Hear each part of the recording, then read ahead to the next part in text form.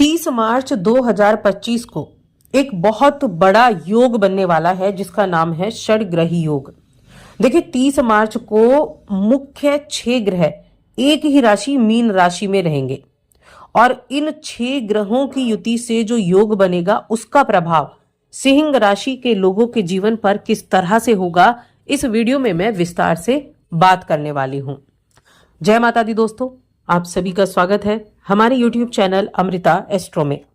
और आज की इस वीडियो में मैं बात कर रही हूं एक ऐसे दुर्लभ योग के बारे में जिसके बनने से कई तरह के जबरदस्त परिवर्तनकारी बदलाव देखने को मिलने वाले हैं हर एक क्षेत्र में। तो देखिए, अभी मैं जिन ग्रहों की बात कर रही हूं उनमें हैं शनि, शुक्र, बुध, सूर्य, राहु और चंद्रमा। अब ये 6 ग्रह 30 मार्च को एक साथ एक राशि मीन राशि में विराजमान होंगे और इन ग्रहों का एक साथ होने का मतलब है कि बड़े बड़े परिवर्तन होना, क्योंकि ये एक असाधारण घटना होती है जब इतने सारे ग्रह एक ही राशि में विराजमान होते हैं। अब इनमें से देखिए, कुछ पापी ग्रह हैं, कुछ शुभ ग्रह हैं, हर किसी ग्रह का नक्षत्र अलग, स्वभाव अलग। तो जब ऐसी युतियां बन जाती हैं तो इस युति के प्रभाव से हर एक चीज में परिवर्तन देखने को मिलता है। कुछ उथल पुथल भी होती है, कुछ बेहतरीन अवसर भी मिलते हैं, कुछ आध्यात्मिक भी होता है, कुछ रचनात्मक भी होता है। तो हर एक जीवन का जो हर एक पहलू है ना, उस पर इसका इफेक्ट होता है, चाहे वो करियर हो, व्यवसाय हो, रिश्ते हो, व्यक्तिगत विकास हो या सामाजिक जीवन हो, शेयर मार्केट हो, देश विदेश हो, हर तरह के। अब अगर मैं इस योग की बात करूं कि ये योग इससे पहले कब बना था, तो देखिए सेम ग्रहों का योग नहीं बना था, लेकिन 25 दिसंबर 2019 को भी 6 ग्रह एक साथ एक ही राशि में थे। ठीक है, उसके बाद कोरोना आया था, लेकिन अब ये नहीं कि अब कोरोना आएगा या अब भी ऐसा कुछ होगा। किसी ना किसी तरह की ऐसी चीजें जरूर होंगी जो यानी अच्छी नहीं होंगी या जो काफी ज्यादा हमारे जीवन पर बदलाव देने वाली होंगी। इसके बाद अगर इस योग की मैं बात करूं, इसके बाद ये योग कब बनेगा, तो ये आगे बनने वाला है 2030 में। तो अब इसका जो प्रभाव है वो सिंह राशि के लोगों पर किस तरह से होगा, पहले हम इसके बारे में जानकारी लेंगे। उसके बाद हम बात करेंगे कि और किन किन चीजों पर इसका प्रभाव होगा। तो देखिए, शनि, अभी इन ग्रहों में अगर देखा जाए तो शनि तो अस्त है जो कि कर्म के कारक है, और जो सूर्य है वो राहु के साथ हैं, चंद्रमा है, ये भी राहु इनके साथ बैठे हुए हैं। तो राहु क्या कर रहे हैं, ग्रहण भी लगा रहे हैं। तो इस अवधि में 29 को ये चंद्रमा का गोचर होगा यहाँ, और 29 तारीख को सूर्य ग्रहण भी होने वाला है, यानी कि सूर्य को, आपकी राशि के स्वामी को, ग्रहण भी लगने वाला है। ये ग्रहण भारत में नहीं दिखेगा, लेकिन युति तो बन रही है तो उसका प्रभाव भी होगा। शुक्र उच्च के बैठे हैं, बुध नीच के बैठे हुए हैं, तो कुछ इस तरह से ये ग्रह हैं। तो देखिए, एक तो इस ग्रहों की युति के कारण सिंह राशि के जातकों को देखा जाए तो थोड़ी सी, एक तो बिजनेस में थोड़ी प्रॉब्लम आपको देखने को मिल सकती है, कुछ चुनौतियां आपके जीवन में आ सकती हैं, तो इस पर आपको ध्यान देने की आवश्यकता होगी। और जितना अधिक आप इस समय को ध्यान लेकर चलेंगे उतना ज्यादा आपके लिए अच्छा भी होगा।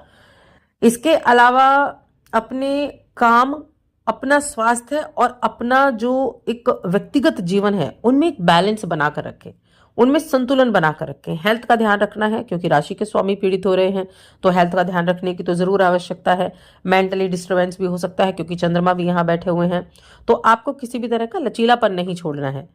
और इस समय अवधि का जो बेनिफिट है वो क्या होगा, तो देखिए ग्रहण योग जो बना है, सिर्फ ऐसा नहीं है कि ग्रहण योग सूर्य और राहु साथ हुए तो सिर्फ ग्रहण योग का ही प्रभाव देंगे, नहीं, राहु एक एक्सपेंड भी करता है। तो क्या जो तकनीकी चीजें हैं उनमें आपका रुझान ज्यादा होना, तो तकनीकी चीजों को अपनाना बहुत जरूरी है। अपना एक मैनेजमेंट है उसको तरफ ध्यान देना बहुत जरूरी है। और देखिए, अष्टम भाव में है तो चीजें जो है ना वो अचानक से चेंज होंगी, अचानक से चीजों में बदलाव होगा। अब राहु बैठे हैं तो आपके शत्रु तो होंगे, लेकिन शत्रु आपका कुछ बिगाड़ नहीं पाएंगे, क्योंकि राहु वहां विराजमान है, आप उनके ऊपर हावी रहेंगे। ये राहु अगर बैठकर खाली नेगेटिव रिजल्ट तो नहीं देते हैं, अचानक से परिवर्तनकारी बदलाव जरूर देखने को मिलेंगे। और हेल्थ का ध्यान रखना है, जीवन साथी की हेल्थ है उसका भी थोड़ा सा ध्यान रखने की आवश्यकता होगी। अब शनि आपके 6ठे घर के स्वामी है, शनि आपके 7म घर के स्वामी है, शनि अष्टम में अस्त है।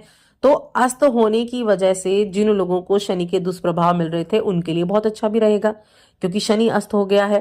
लेकिन हाँ, जीवन साथी की हेल्थ प्रभावित हो सकती है। अगर मैं बात करूं बाकी चीजों के बारे में, तो आपका जो मंगल की स्थिति है, मंगल आपके लिए अच्छे रिजल्ट देने वाले साबित होंगे, क्योंकि मंगल तो भाग्य के स्वामी है आपकी कुंडली में। और इस समय अवधि में भाग्य का सपोर्ट भी आपको देखने को मिलेगा। कुछ यात्राएं भी रहेंगी, छोटी बड़ी यात्राएं रह सकती हैं। देखिए, ये योग अगर मैं बात करूं कि ये योग कब तक बनेगा और बाकी चीजें जो हैं वो किस तरह से रहेंगी, तो इस योग की 13 अप्रैल तक 5 ग्रह मीन राशि में रहेंगे, क्योंकि चंद्रमा का तो राशि परिवर्तन हो जाएगा और उसके बाद 14 को उसको सूर्य का राशि परिवर्तन भी होगा। तो 13 अप्रैल तक ये 5 ग्रह एक साथ रहेंगे। शुक्र और बुध वक्री भी रहेंगे, तो चीजें थोड़ी सी बदलती हुई दिखाई देंगी, लेकिन 13 अप्रैल के बाद चीजें एकदम से बदल जाएंगी जैसे ही आपकी राशि के स्वामी का परिवर्तन होगा। लेकिन 13 14 दिन जो है वहां आपको थोड़ा सा हेल्थ का ध्यान जरूर रखना है। और अगर बाकी रिश्तों की अगर मैं बात करूं, तो रिश्तों के मामले में ठीक ठाक रहेगा, रिश्तों के मामले में। और देखिए, राजनीति से जुड़ी हुई चीजें हैं, उनमें सावधानी रखनी है। कोई आपका अगर किसी तरह का गवर्नमेंट से जुड़ा हुआ काम है, तो वहां आपको थोड़ी दिक्कत देखने को मिल सकती है। जो गवर्नमेंट से जुड़े हुए काम है, प्रशासनिक कार्य है, वहां देखने को मिल सकती हैं। और अर्थव्यवस्था, जिसको हम बोले फाइनेंशियल मार्केट हो गया अगर, तो इस ग्रहों की युति का इस पर सबसे ज्यादा प्रभाव पड़ेगा। बहुत अधिक उथल पुथल इस समय अर्थव्यवस्था में हो सकती है, मंदी हो सकती है, तो उन पे सबसे ज्यादा यहाँ प्रभाव देखने को पड़ेगा। और जलवायु, पर्यावरण, इन सब पर भी आपको प्रभाव देखने को मिलेगा। सामाजिक गतिशीलता पर भी, राजनीति पर भी इसका बहुत अधिक प्रभाव देखने को मिलने वाला है। क्योंकि जब ऐसा एक कोई योग बनता है, तो उसका प्रभाव बड़े तौर पर देखने को मिलता है हर एक चीज पर, जो हर एक चीज को इफेक्ट करता है। क्योंकि इतने बड़े ग्रहों का एक साथ विराजमान होना, इतने सारे बड़े ग्रहों का एक साथ होना काफी ज्यादा बड़े परिवर्तन लेकर आता है। वो किस तरह के परिवर्तन, कितना तरह से होगा, ये आगे आने वाले समय में पता चलेगा। आपके लिए अगर मैं उपायों की बात करूं, तो देखिए आपको उपाय क्या करने हैं। तो एक तो शनिदेव का जो मंत्र है उसका जाप करें। शनिदेव के मंत्र का जाप करना, क्योंकि अष्टम में आए हैं शनि, बहुत अच्छा रहेगा। जॉब आप कर रहे हैं तो बहुत अच्छा है, बिजनेस कर रहे हैं तो बहुत अच्छा है, क्योंकि जॉब हो गई, बिजनेस हो गई, दोनों के ही कारक आपकी कुंडली में, दोनों भाव के स्वामी आपकी कुंडली में शनिदेव है। तो इसीलिए शनिदेव के बीज मंत्र का, या ओम शन शनिश्चराय नमः, इस मंत्र का जाप करें और हनुमान चालीसा का जाप करें। ये दोनों जाप करने से, यानी कि इन दोनों को पढ़ने से आपके जीवन में बहुत सारी चीजें ठीक हो सकती हैं, क्योंकि मंत्रों में वो ताकत होती है जो हर एक चीज को, एक नेगेटिव प्रभावों को कम करने का प्रयास करती है। तो इसलिए इन दो कार्यों को करना आपके लिए ज्यादा जरूरी है, और 13 अप्रैल तक इन चीजों पर ध्यान देना जरूरी है। तो बस आज की इस वीडियो में इतना ही। वीडियो कैसी लगी कमेंट करके जरूर बताना।